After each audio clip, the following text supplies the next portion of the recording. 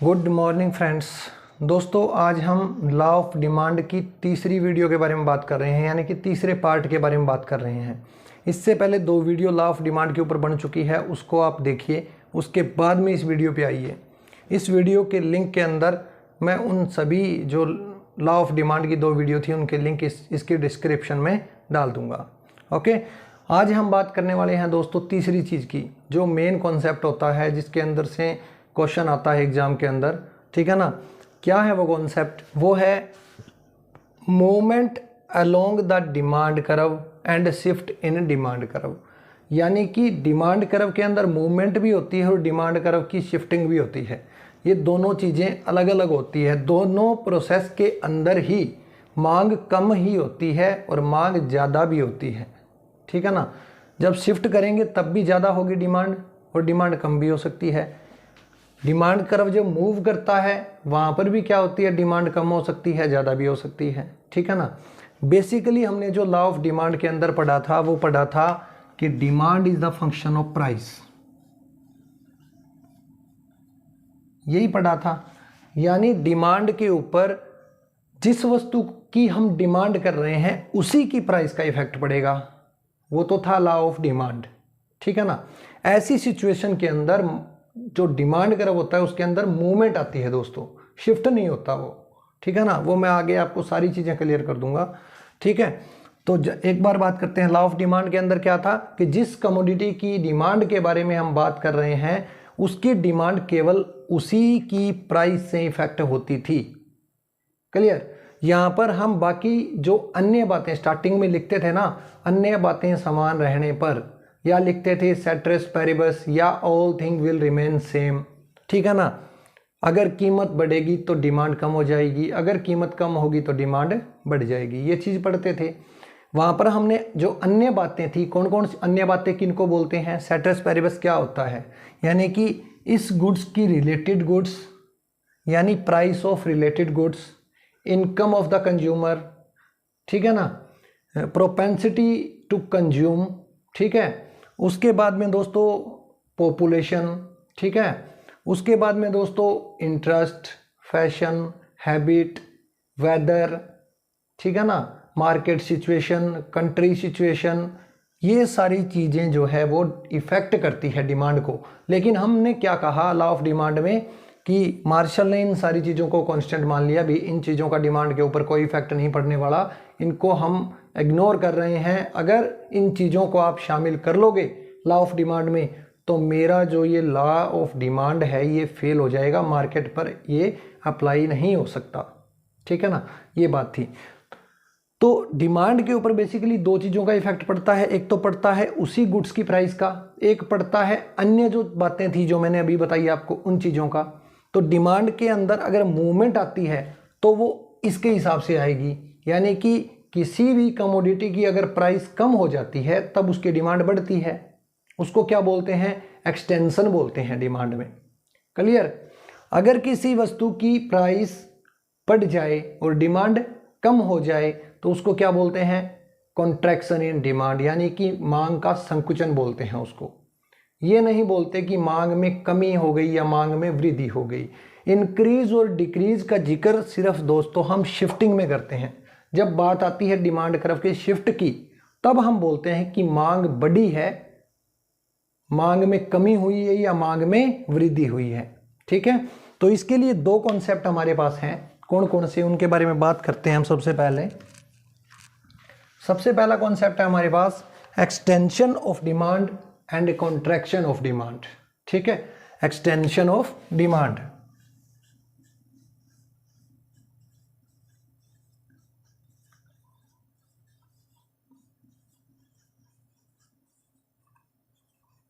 Extension of demand, इसके बारे में बात करते हैं एक बार दोस्तों। इसको क्या बोलते हैं हिंदी में? मांग का विस्तार। क्या बोलते हैं इसको? मांग का विस्तार बोलते हैं। इसके अकॉर्डिंग अगर किसी कमोडिटी की, यानी कि सेम डेफिनेशन कि अन्य बातें समान रहने पर, all thing will remain same, अन्य बातें समान रहेंगी, तो अगर किसी कमोडिटी की प्राइस कम होती है तो उसकी डिमांड बढ़ जाती है। जैसे टेबल के अंदर देखिए, यहाँ पर हम टेबल बनाते हैं एक,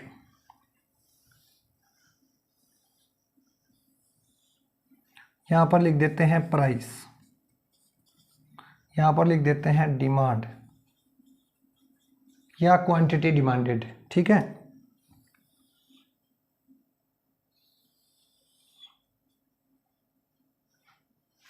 प्राइस की बात करते हैं। जब किसी प्रोडक्ट की प्राइस 2 रुपये थी तो डिमांड कितनी थी? 4 थी। अब इस प्रोडक्ट की प्राइस कम होकर 1 रुपये हो गई है तो डिमांड बढ़कर कितनी हो जाएगी? डिमांड्स इन यूनिट, यूनिट्स में बात कर रहे हैं, यहाँ बात कर रहे हैं पैसे के हिसाब से। ठीक है ना। जब प्राइस 2 रुपये थी तो हम डिमांड कितनी कर रहे थे? किसी भी प्रोडक्ट की 4 यूनिट हम परचेज कर रहे थे। जब डिमांड कम होकर 1 रुपये हो गई, जब डिमांड कम होकर 1 रुपये हो गई तो हमारी क्वांटिटी भी बढ़कर क्या हो गई? 6 यूनिट हो गई। ठीक है, इसको बोलते हैं दोस्तों एक्सटेंशन ऑफ डिमांड, यानी कि मांग का विस्तार। देखिए कैसे होता है डायग्राम में।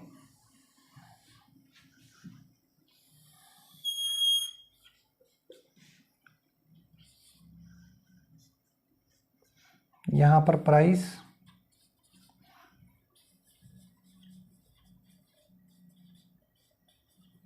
यहाँ पर क्वांटिटी, नंबर्स क्या है हमारे पास?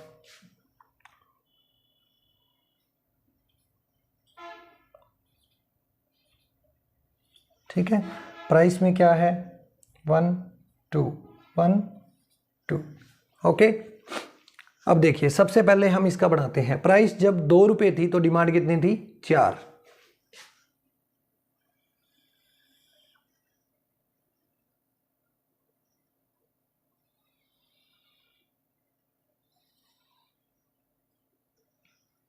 क्लियर?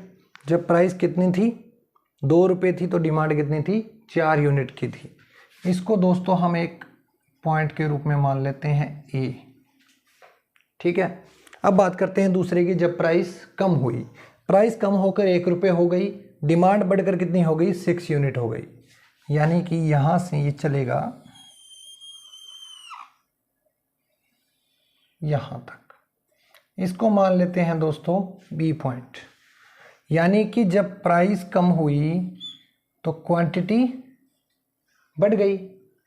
अब जो डिमांड कर्व हमारा बनेगा, ये जो ये डी डिमांड कर्व है, ये क्या शो कर रहा है कि हम इस पॉइंट के ऊपर थे, यहाँ से हम यहाँ पहुँचे हैं ना, ए से इधर पहुँचे हैं। प्राइस कम हुई, डिमांड बढ़ी। जब डिमांड कर्व ऐसे चलता है तो उसका मतलब क्या होता है कि डिमांड बढ़ रही है। यहाँ हमने ए पॉइंट से बी पॉइंट पर जब मूव किया तो डिमांड का क्या हो गया? एक्सटेंशन हो गया। लिखेंगे कैसे इस चीज़ को? लिखेंगे ऐसे कि अन्य बातें समान रहने पर जब किसी वस्तु की कीमत कम हो जाती है तब उसकी मांग बढ़ जाती है। क्लियर? अब बात करते हैं दोस्तों कॉन्ट्रैक्शन ऑफ डिमांड। और हिंदी में भी याद रखना ये चीज़, मांग का संकुचन बोलते हैं इसको। मांग में वृद्धि नहीं बोलते, मांग का संकुचन, मांग का विस्तार बोलते हैं। एक्सटेंशन का मतलब होता है विस्तार, कॉन्ट्रैक्शन का मतलब होता है संकुचन। ओके, जब मांग बढ़ रही है तब क्या बोलेंगे? केवल प्राइस के इफेक्ट के कारण, अन्य फैक्टर के कारण नहीं। जब ओवन, इस गुड्स की ओवन प्राइस के हिसाब से अगर क्वांटिटी इंक्रीज हो रही है या डिक्रीज हो रही है तो डिमांड कर्व हमेशा मूव करेगा। ओके, चाहे वो इस पॉइंट से यहाँ भी कर सकता है। ठीक है, तो देखिए दूसरी बात करते हैं आगे। यहाँ पर कौन सा? Contraction of demand.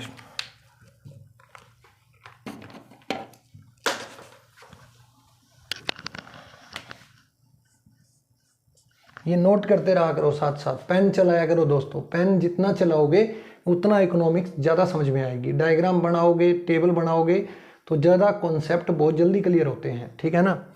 दूसरी चीज़ कौन सी है?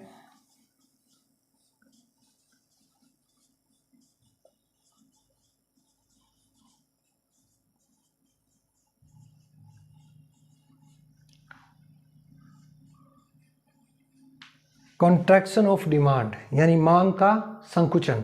मांग का संकुचन करना है तो दोस्तों हमारे को टेबल को चेंज करना पड़ेगा थोड़ा सा।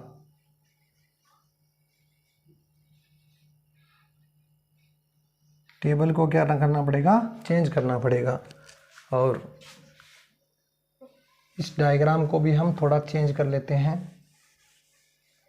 ठीक है, देखिए जब प्राइस, यहाँ पर क्या करना है, प्राइस को बढ़ाना है। जब प्राइस बढ़ेगी तभी डिमांड कम होगी ना।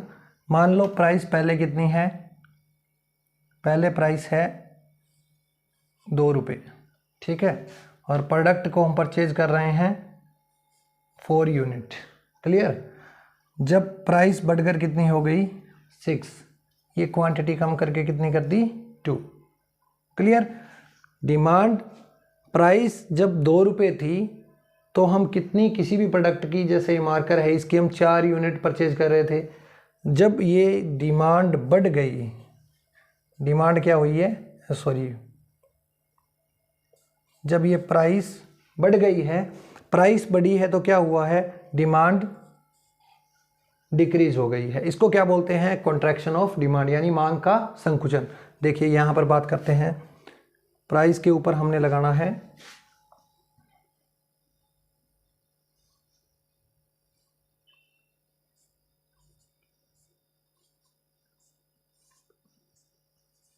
ठीक है, बना लिया। अब क्वांटिटी को देखिए,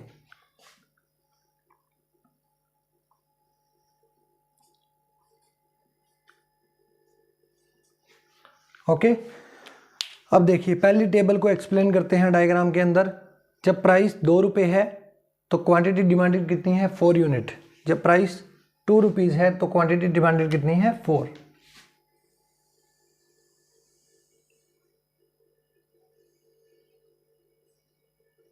ठीक है, इसको हमने नाम दे दिया ए पॉइंट। क्लियर।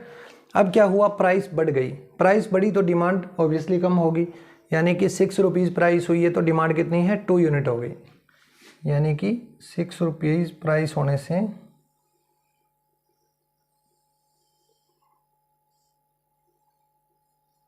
ठीक है, ये पॉइंट आ गया, इसको बी नाम दे दिया। अब दोस्तों पहले तो हम एक्सटेंशन था तब हम क्या कर रहे थे, ऊपर से नीचे आ रहे थे। जब डिमांड कम होती है ना तो डिमांड कर्व ऊपर की तरफ शिफ्ट करता है, यानी कि मूवमेंट कहाँ से होगी, इस ए पॉइंट से इस बी पॉइंट की तरफ होगी। देखिए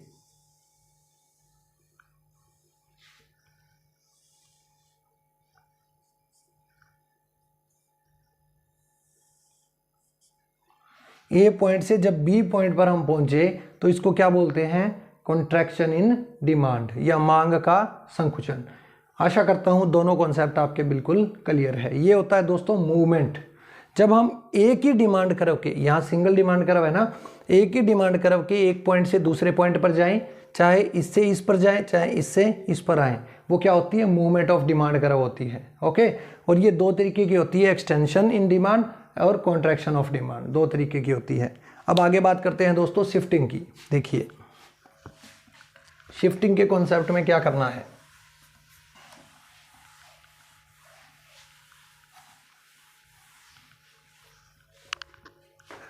शिफ्टिंग के कॉन्सेप्ट में क्या करना है दोस्तों, यहां पर भी क्या होगा, 2 तरीके से डिमांड क्या होगी, चेंज होगी। यानी कि यहां पर अब डिमांड के ऊपर जो इफेक्ट पड़ेगा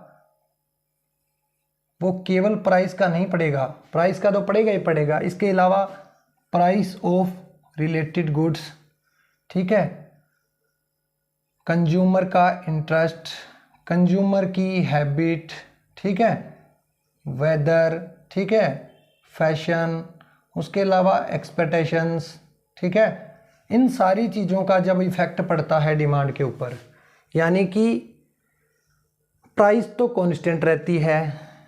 जिस कमोडिटी की हम बात करेंगे ना, उस कमोडिटी की प्राइस कांस्टेंट रहेगी या प्राइस बढ़ेगी, ठीक है ना। वो आप जब डायग्राम करेंगे, टेबल बनाएंगे तो क्लियर हो जाएगी चीज़ें क्या है ये।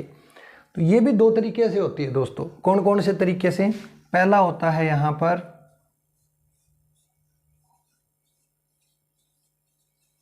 Increase in demand.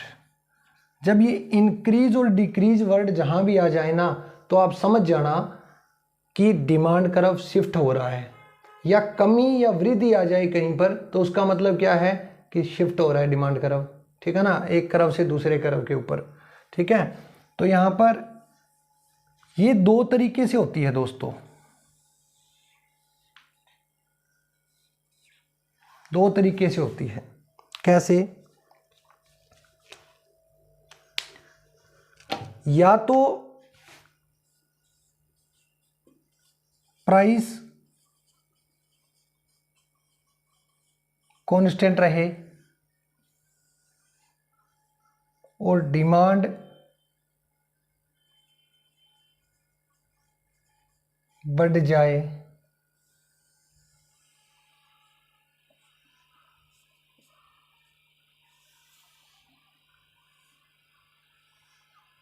दो तरीके से होती है। या तो प्राइस कांस्टेंट रहे और डिमांड बढ़ जाए, तब हम उसको क्या बोलेंगे? इंक्रीज इन डिमांड बोलेंगे। या क्या हो दोस्तों, प्राइस बढ़ जाए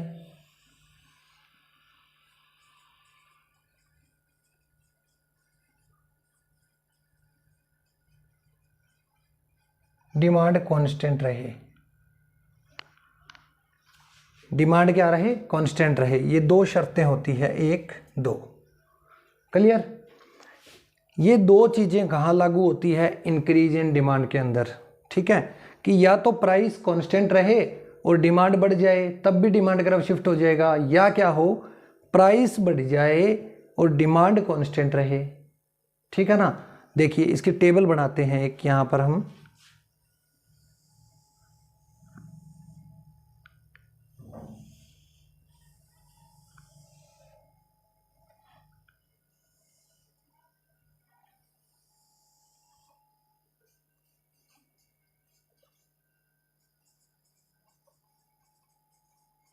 डिमांड सबसे पहले क्या था? प्राइस कांस्टेंट, यानी कि प्राइस पहले 3 रुपये थी, ये पहला केस है, ये दूसरा केस है। पहले केस के अंदर प्राइस 3 थी तो डिमांड कितनी थी? 6 थी। अब प्राइस सेम है, ठीक है ना, 3 ही पहले थी, 3 ही अब है, और डिमांड क्या हो जाए? 8 हो जाए। डिमांड क्या हो जाए? 8 हो जाए। तब हम क्या बोलेंगे? इंक्रीज इन डिमांड, यानी कि मांग में वृद्धि हुई है। ठीक है। दूसरा देखिए दोस्तों, दूसरी टेबल अगर इसकी बनाएं, चलो यहां पर बना देते हैं। दूसरी टेबल अगर इसकी बनाएं तो वो कैसे बनेगी? इसमें भी दो केस होंगे।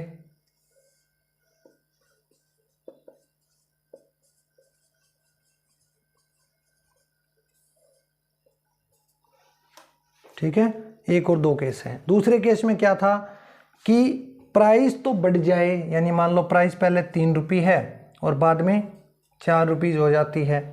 ठीक है, या बढ़कर कितनी है? 6 हो जाती है। ठीक है, यहाँ पर डिमांड कितनी है? 8 है, और ये अब डिमांड कम होकर कितनी हो जाती है? 4। ओ सॉरी, डिमांड पहले कितनी है? 8 है, और अब भी कितनी है? 8 है। ठीक है, डिमांड अब भी 8 है, पहले भी 8 थी, लेकिन प्राइस इंक्रीज हो गई, डिमांड सेम है। दो तरीके से देखना है, कौन कौन से? या तो क्या हो दोस्तों, प्राइस कांस्टेंट हो, डिमांड अगर बढ़ जाए तो हम क्या बोलेंगे? Increase in demand. दूसरे तरीके में प्राइस बढ़ जाए, डिमांड कांस्टेंट रहे। ठीक है ना? या फिर प्राइस कांस्टेंट रहे और डिमांड सेम रहे।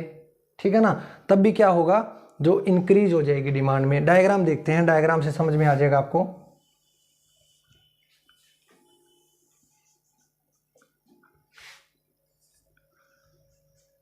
वाई प्राइस कितनी है, पहले इसकी बात करते हैं।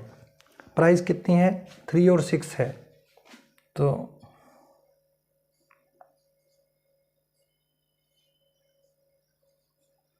ओके। और ये कितना है?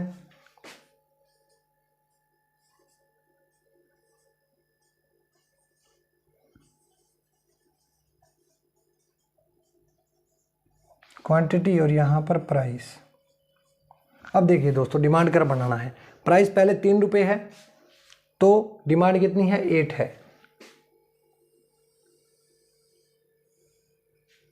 बन गया, ये पॉइंट आ गया, इसको ए नाम दे देते हैं। अब देखिए दोस्तों, प्राइस बढ़ गई, कितनी बढ़ी? 6, प्राइस बढ़कर कितनी हो गई 6 रुपीज़ हो गई, और डिमांड कितनी है सेम है।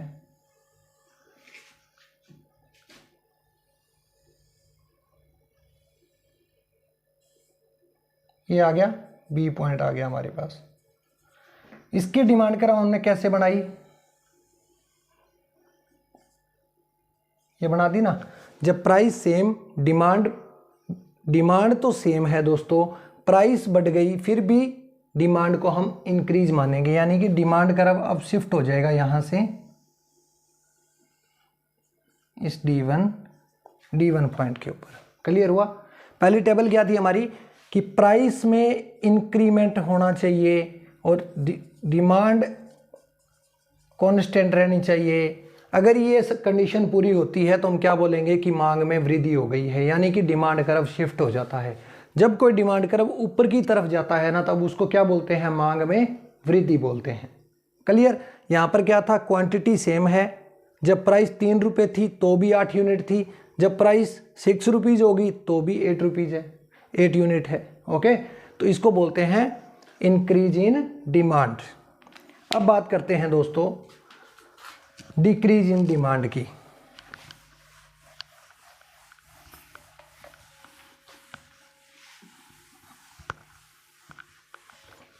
किसकी बात करते हैं, डिक्रीज इन डिमांड की। यहां पर भी दोस्तों सेम वही दो कंडीशन होगी। कौन कौन सी कंडीशन होगी देखिए, या तो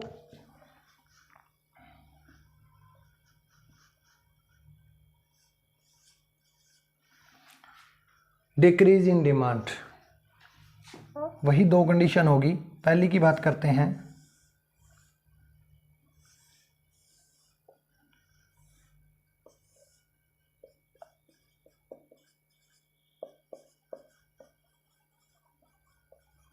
प्राइस एंड डिमांड। यहां पर क्या होगा, प्राइस कांस्टेंट रहे, मान लो प्राइस 3 रुपये है, यहां भी 3 रुपये है, और डिमांड क्या हो जाए, कम हो जाए, यानी यहां पर कितनी थी, 2 थी, यहां पर 1 हो गई। तब क्या बोलेंगे दोस्तों, कॉन्ट्रैक्शन इन डिमांड बोलेंगे। या फिर दूसरी सिचुएशन कौन सी है, देखिए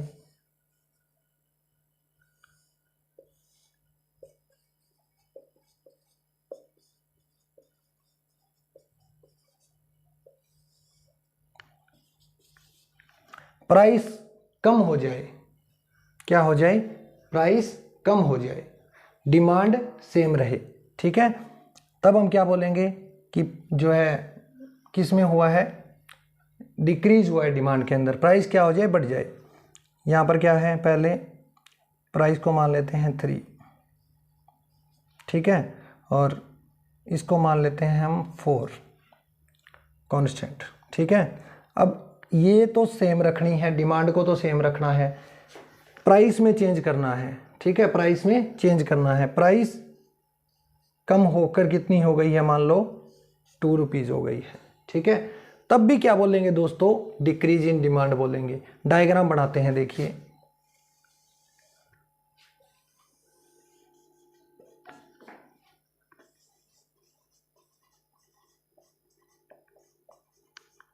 क्वांटिटी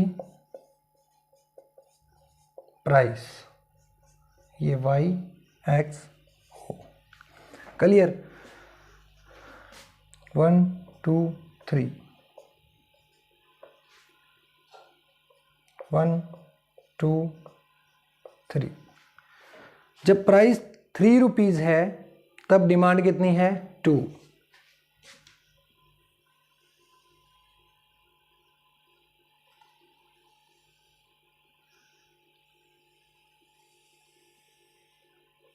ये डिमांड कर्व बन गया, ये पॉइंट को मान लेते हैं ए। ओके, अब क्या हुआ है, प्राइस तो कांस्टेंट है दोस्तों, प्राइस तो क्या है, कांस्टेंट है, लेकिन डिमांड कितनी हो गई, 1 यूनिट हो गई। प्राइस तो यही है, यानी इसके ऊपर जब इसको टच कर देंगे, ये पॉइंट आ गया ना, प्राइस 3 है और क्वांटिटी क्या है, 1 है। ठीक है, तब डिमांड कर्व क्या होता है, नीचे की तरफ शिफ्ट हो जाता है। वही बात क्लियर, यानी कि दो सिचुएशन होती है, या तो प्राइस सेम रहे और डिमांड क्या हो जाए, कम हो जाए, तब हम क्या बोलेंगे कि मांग में कमी हो गई है भैया। ठीक है। दूसरी चीज़, प्राइस कम हो जाए, डिमांड सेम रहे, तब भी हम क्या बोलेंगे दोस्तों कि डिमांड के अंदर क्या हुआ है, डिक्रीज हुई है, डिमांड में कमी हुई है। क्लियर कर लोगे, कोई दिक्कत नहीं है। चलो इसके बाद में देखते हैं दोस्तों कौन सा कॉन्सेप्ट है।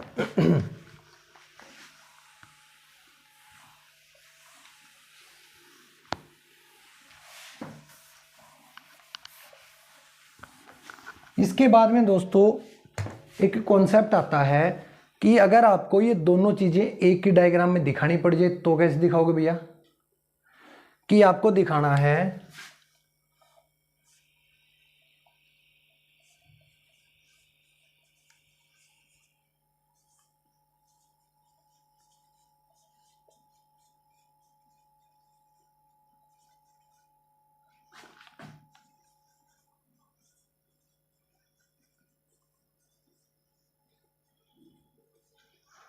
ठीक है ना, क्या हो जाए कि इंक्रीज और एक्सटेंशन। एक्सटेंशन का मतलब क्या होता है, एक्सटेंशन का मतलब होता है विस्तार, और इंक्रीज का मतलब क्या होता है, क्या मतलब होता है, वृद्धि। ठीक है ना, इंक्रीज का मतलब होता है बढ़ना, एक्सटेंशन का मतलब होता है विस्तार। दोनों एक दूसरे के पर्यायवाची है, लेकिन इकोनॉमिक्स के अंदर इन दोनों चीज़ों के मीनिंग अलग अलग हैं। ठीक है। जब एक्सटेंशन की बात आती है तो मूवमेंट होती है एक पॉइंट से दूसरे पॉइंट कर्व, एक ही डिमांड कर्व के ऊपर एक पॉइंट से दूसरे पॉइंट पर हम चलते हैं। जब भैया बात आती है इंक्रीज की या डिक्रीज की, तब हम एक डिमांड कर्व से दूसरे डिमांड कर्व की तरफ शिफ्ट करते हैं, चाहे वो अपवर्ड हो चाहे डाउनवर्ड हो। क्लियर। अब बात करते हैं यहाँ पर एक हम जो है टेबल ले लेते हैं।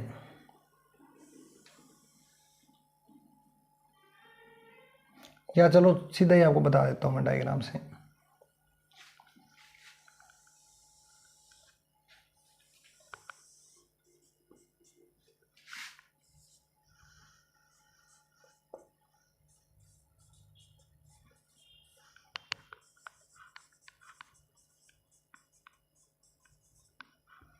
ठीक है।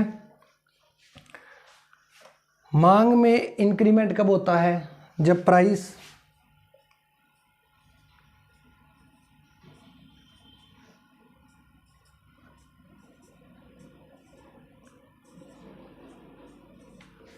ठीक है, इंक्रीमेंट कब होता है, जब हम एक डिमांड कर्व से दूसरे डिमांड कर्व की तरफ शिफ्ट हो जाएं, यानी कि प्राइस सेम रहे। एक यहाँ पर टेबल बना देते हैं प्राइस सेम की।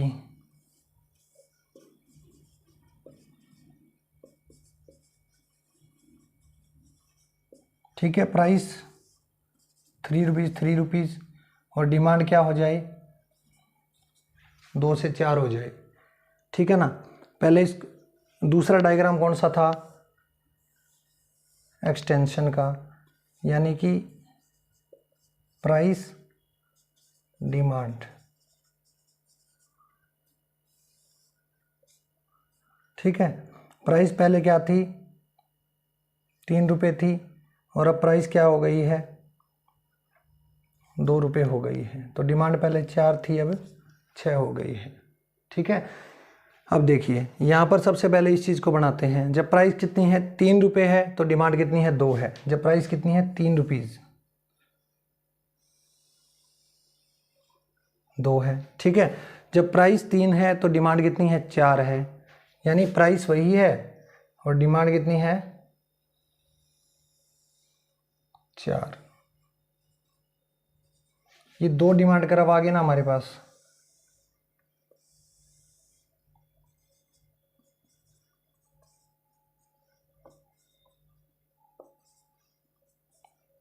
ठीक है, ये 2 डिमांड कर्व आ गए, यानी कि इंक्रीमेंट को हमने शो कर दिया।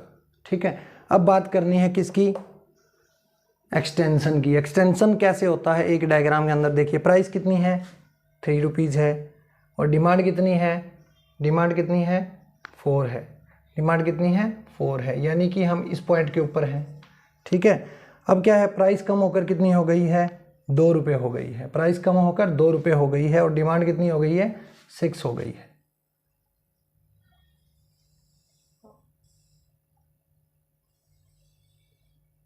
यानी ये तीसरा पॉइंट क्या आ गया सी। यानी पहले हम किस पॉइंट पर थे, बी पर थे, बी से क्या आगे सी पर आगे, यानी डिमांड बड़ी है।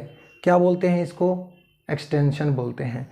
ये एक ही डिमांड कर्व है ना, इस एक ही डिमांड कर्व के ऊपर हम एक पॉइंट से दूसरे पॉइंट पर आए हैं। जब नीचे की तरफ आते हैं तो डिमांड बढ़ती है, जब ऊपर की तरफ जाते हैं तो डिमांड कम होती है। क्लियर।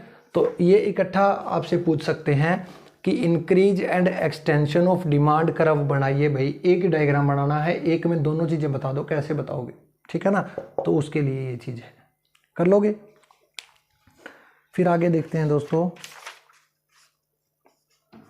फिर आगे बस रीजन है दोस्तों और कुछ नहीं है। रीजन में क्या करना है आपको कि जो डिमांड में, मैं बता देता हूँ कि जो डिमांड में इंक्रीमेंट, एक्सटेंशन, डिक्रीमेंट, कॉन्ट्रैक्शन अगर आता है तो वो क्यों आता है। सबसे पहले यहाँ पर लिख देते हैं दोस्तों क्या चीज़, कि मांग में वृद्धि के कारण, ठीक है ना, इंक्रीज इन डिमांड, डिमांड जब बढ़ती है तो वो किन कारणों से बढ़ती है, कौन से चीज़ों का इफेक्ट पड़ता है, ठीक है ना।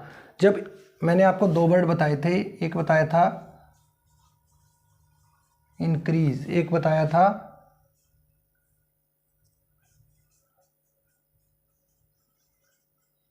एक्सटेंशन, ये 2 वर्ड बताए थे। जब इंक्रीज का जिक्र आता है ना, तब तो दोस्तों डिमांड कर्व क्या होता है,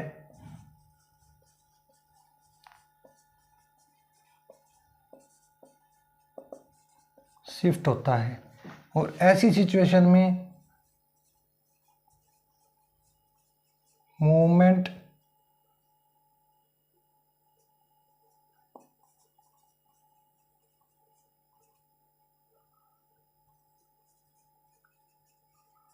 डिमांड कर्व, यहाँ पर क्या होती है, मूवमेंट होती है, और यहाँ पर क्या होती है, शिफ्टिंग होती है। तो मांग के बढ़ने के जनरली कारण कौन कौन से होते हैं, वही चीज़ें होती है दोस्तों जो अन्य बातों में हमने बहुत बार पढ़ ली है। यानी प्राइस को इफेक्ट कौन सी चीज़ करती है, ठीक है। सबसे पहले इनकम ऑफ द कंज्यूमर, ठीक है, इंटरेस्ट, हैबिट,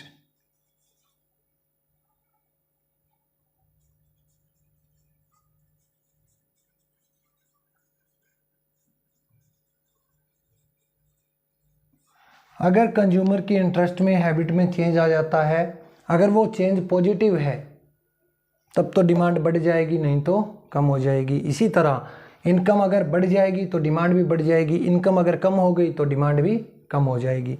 उसके अलावा दोस्तों मैंने बताया था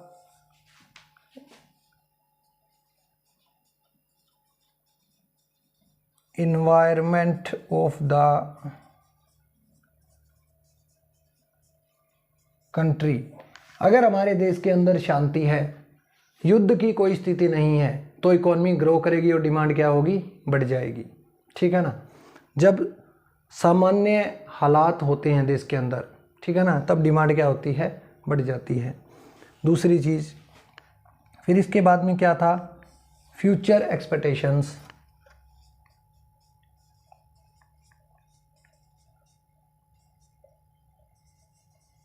फ्यूचर एक्सपेक्टेशंस, अगर हमें पता चल जाए कि भविष्य में कोई सी चीज़ की सप्लाई कम होने वाली है, मान लो 1 महीने बाद मार्कर पूरे देश के अंदर मिलने बंद हो जाएंगे, उनका प्रोडक्शन बंद हो जाएगा, तब क्या होगा, आज के दिन डिमांड बढ़ जाएगी। यानी कि अभी से जो टीचिंग करने वाले जो हैं वो मार्कर को ख़रीदना शुरू कर देंगे, क्योंकि उन्हें पता चल गया है कि 1 महीने बाद तो भाई ये ब्रांड, ये जो कंपनी है ये भी बंद हो जाएगी, तो मार्कर मार्केट में आएंगे ही नहीं, ठीक है ना। तो ये चीज़ भी डिमांड को इफ़ेक्ट करती है, ठीक है ना। इसके अलावा price of related good, price of related goods, ठीक है ना। रिलेटेड गुड्स कौन थी? कॉम्प्लीमेंट्री गुड्स दो तरह की होती है। तो कॉम्प्लीमेंट्री गुड्स के अंदर हम पढ़ते हैं दो तरह की गुड्स, ठीक है ना। एक सब्स्टिट्यूशन के अंदर हम पढ़ते हैं दो तरह की गुड्स, ठीक है ना।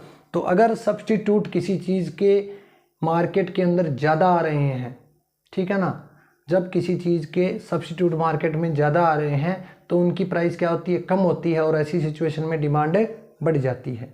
मान लो टी और कॉफ़ी है, ठीक है, टी एंड कॉफ़ी है। अगर कॉफ़ी की प्राइस को बढ़ा दिया भैया तो इसकी डिमांड क्या हो जाएगी? इंक्रीज कर जाएगी। अगर कॉफ़ी की प्राइस को कम कर दिया तो इसकी डिमांड क्या हो जाएगी? बढ़ जाएगी, ठीक है ना।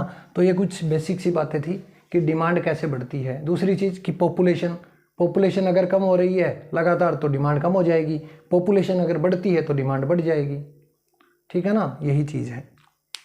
तो आज की वीडियो में दोस्तों इतना ही। जो लॉ ऑफ डिमांड का हमारा चैप्टर था, पूरा कॉन्सेप्ट क्लियर हो चुका है, कंप्लीट हो चुका है, ठीक है। आशा करता हूँ आपको ये तीनों की तीनों वीडियो पसंद आई होगी, समझ में आया होंगे कॉन्सेप्ट।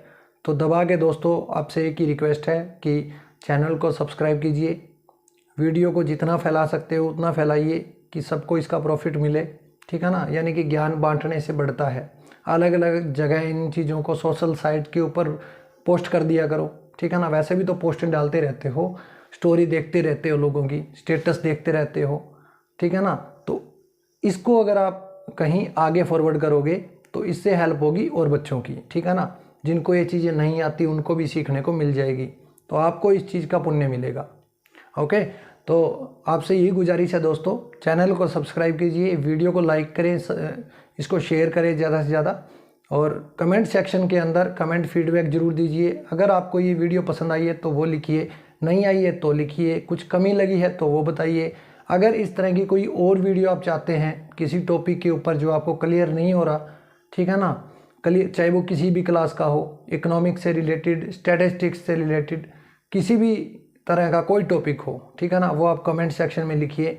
इकोनॉमिक्स में बहुत सारे सब्जेक्ट होते हैं, ठीक है ना। उन सब्जेक्ट में किसी भी सब्जेक्ट में आपको कोई भी प्रॉब्लम है, कोई भी टॉपिक आपको क्लियर नहीं हो रहा, कमेंट सेक्शन में कमेंट करिए, मैं कोशिश करूँगा उसके ऊपर आपको वीडियो देने की। Okay, thank you.